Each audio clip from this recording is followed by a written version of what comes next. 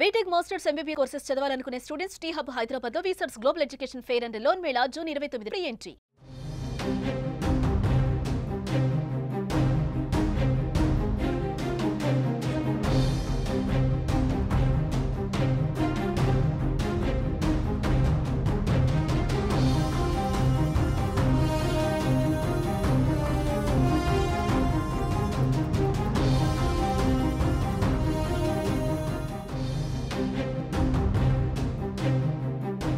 పాకిస్తాన్లో భారీ భూకంపం సంభవించింది. రెక్టార్ స్కేల్పై భూకంప తీవ్రత 5.3గా నమోదైంది.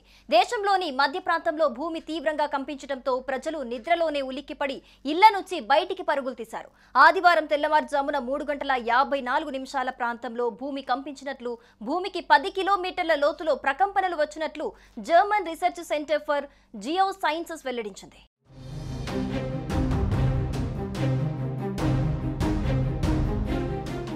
భూకంప కేంద్రం ముల్తాన్ నగరానికి పశ్చిమాన 149 కిలోమీటర్ల దూరంలో ఉందని తెలిపింది. గాఢ నిద్రలో ఉన్న సమయంలో భూమి కంపించడంతో ఏం జరుగుతుందో అర్థం కాక ప్రజలు భయాందోళనకు గురయ్యారు. భయంతో ఇళ్ల నుంచి రోడ్లపైకి పరుగులు తీశారు. భూకంపం వల్ల ఏమైనా ప్రాణ నష్టం లేదా ఆస్తి నష్టం జరిగిందా అన్న వివరాలు తెలియాల్సి ఉంది. భూకంపం నేపథ్యంలో స్థానిక యంత్రాంగం అప్రమత్తమైంది. భూకంప ప్రభావిత ప్రాంతంలో సహాయక చర్యలు చేపట్టారు అధికారులు.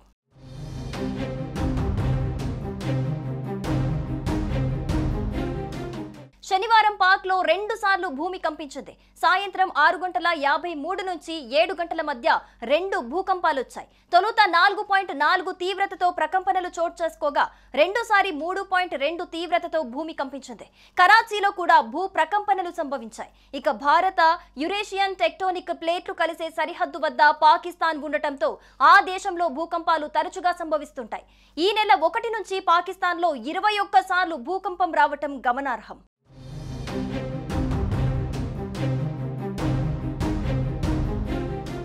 పాకిస్తాన్ భౌగోళికంగా భూకంపాలకు ప్రబలంగా గురయ్యే ప్రాంతంగా నిలిచింది.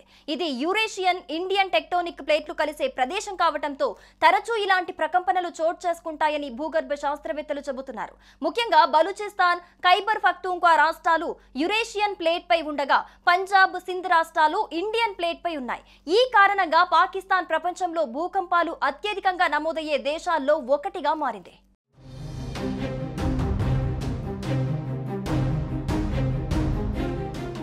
సుమన్ టీవీలో మీ పర్సనల్ అండ్ బిజినెస్ ప్రమోషన్స్ కోసం కింది నెంబర్కి కాంటాక్ట్ చేయండి.